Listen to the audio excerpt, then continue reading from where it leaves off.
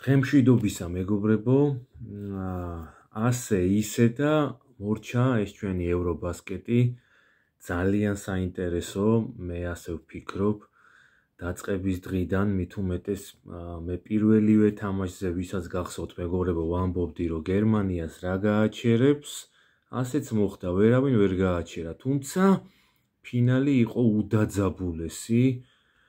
არ ვიცი, გაოგნებული ვარ, ისეთი წინააღმდეგობა გაუწია თურქეთმა. მანამდე ნახევარფინალებში ორივე, ვისაც გულშემატკივრობდი, იქ ფინეთი იყო გერმანიასთან და გაანადგურა გერმანიამ. მოკლედ, ჩვენი ცოდვები უწია თითქოს თუ რა ხდება, მეგობრებო, არ ვიცი. არაფერი არ წაუვიდათ საერთოდ.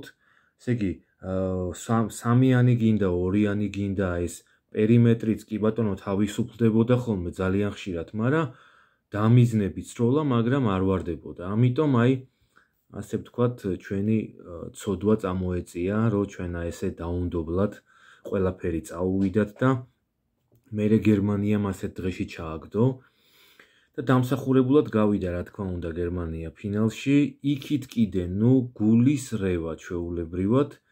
საბერძნეთი, თურქეთი, როგორ მეგონა, რომ იანისი უბრალოდ ესე აიკიდებდა თავის საკალათბურთო პროფესიონალიზმს და მარტოც კი რაღაცას იზამდა და ყველაზე ცუდად იანისმა ითამაშა და აქედან გამომდინარე მით უმეტეს კიდე გუნდმაც ძალიან ცუდად ითამაშა. არანაირ კომპონენტში არ ჰქონდათ გამართლება, მეგობრებო.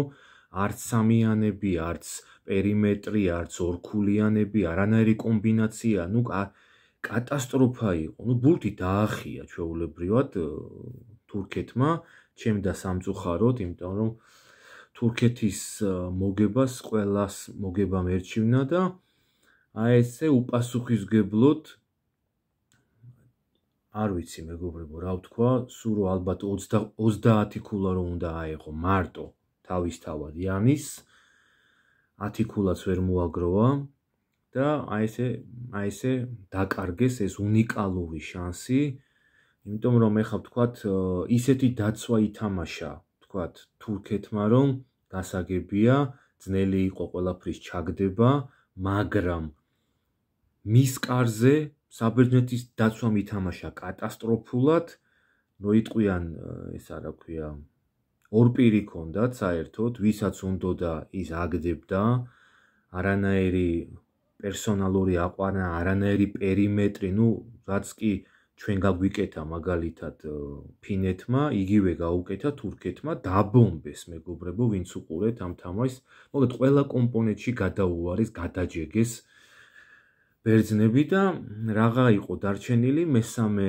ადგილისთვის ბრძოლა და აქ გაიგიჟა თავი, ესე უადგილო ადგილზე. რა თქმა უნდა, მედლები აიღეს ბერძნებმა, მაგრამ ეს გარჯაჯობდა, ჩემი აზრით, თურქეთთან და მოკლედ ძალიან უკმაყოფილო ვარ მაგ თამაშით და მესამე ადგილზე ძალიან იოლად უგებდა. ფინეთი აქაც ძალიან ცუდი იყო სამქულიანებში, არ ვიცი რა დაემართათ, ჩვენს მერე რა დაემართათ, დაავიწყდათ სროლა. სამქულიანი კი არა, ორქულიანი სოლაც დაავიწყდა და ჩაგდება და ძალიან იოლად აგებდნენ, რო იტყვიან და მეთქი ეს არის და ეს, მაგრამ ბოლო წუთებში ჯოჯოხეთი მოუწყეს, მეგობრებო, ვინც ნახეთ, ფინელებმა ძალიან გვიან გაიღვიძეს და წკიპზე რო იტყვიან, წკიპზე კინაღამ გამოგლიჯეს მესამე ადგილი, მაგრამ მაინც საბოლოო ჯამში, პრინციპში ბოლო წამებში ორქულიანი როგორ ვერ ჩააგდო საერთოდ ფინეთმა, წარმოუდგენელია მეგობრებო, დაახტირა ჩვეულებრივად ყოვნი გააკეთე და მერე კარგად ახტი და ორქულიანი ჩააგდე და დამთავრებული იყო თამაში, მაგრამ არა, ესე წააგეს და მოკლედ ვერც მესამე ადგილი ვერ აიღეს. მოკლედ მე ნასიამოვნები ვარ მეგობრებო, რა თქმა უნდა თურქეთის მოგებას, რა თქმა უნდა, უპირობოდ მერჩივნა გერმანიის მოგება და ასეც მოხდა და მით უმეტეს დამსახურებულად გაიმარჯვა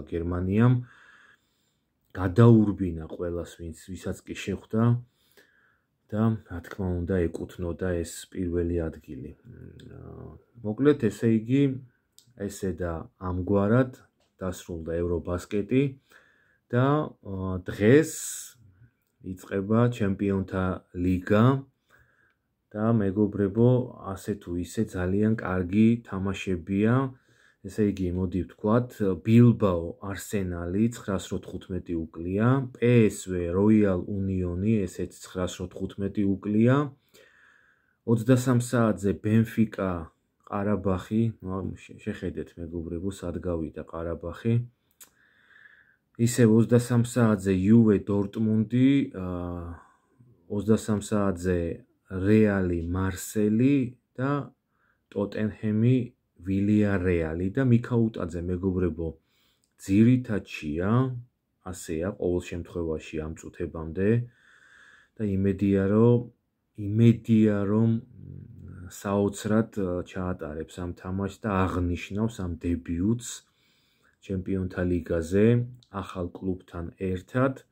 რა თქმა უნდა, გოლის გამტანი ბიჭია და მთავარია შანსი გამოიყენოს მეგობრებო, ეს არის მთავარი და რა თქმა უნდა უყუროთ დღევანდელ თამაშებს, უნდა უყუროთ მეგობრებო და მე ვფიქრობ რომ აი ბილბაო არსენალი ალბათ არსენალმა უნდა წაიღოს მოგება მძიმედ, მაგრამ მაინც PSV Royal Union-ი აქ რატომღაც მგონია რომ PSV მოიგებს. ბენფიკა ყარაბახი აქ რა ვიცი მეგობრებო, სხვა აზრი გაქვთ თქვენ? ბენფიკამ უნდა მოიგოს თავისთავად, ესე ლოგიკურად, აქ რაღაც ბევრ ფილოსოფიას ვერ ვხედავ და არც მგონია რომ საჭირო იყოს. Juve Dortmundi, აი ეს ძალიან მძიმე თამაშია, მაგრამ ესე რაღაცა მცირე უპირატესობით მგონია რომ თუმცა შეუძლია აქ რაღაც მოულოდნელობების შემოთავაზება დორტმუნდს, თუმცა მაინც მგონია ერთი ბურთით უნდა მოუგოს Juve-მ თუ მოუგო ისიც. რეალი მარსელი აქ უპირობოდ მგონია რომ რეალ მადრიდი მოიგებს, ხოლო აი ტოტენჰემი ვილიარეალი ჩვენთვის ყველაზე სანერვიულო და საგულშემატკივრო თამაში. გაასკეცებულად უნდა უგულშემატკივროთ ვილიარეალს და მიქაუტაძეს მეგობრებო. ნახოთ ძალიან ბევრ გოლს და ძალიან ისეთ სანახაობრივ თამაშებს გისურვებთ და შევხვდებით ძალიან მალე. იმიტომ რომ ხვალაც რა თქმა უნდა იქნება თამაშები და შევხედოთ რა და როგორ იქნება. მოკლედ, აბა დროებით და ყოველივე საუკეთესო სურვილებით გემშვიდობებით.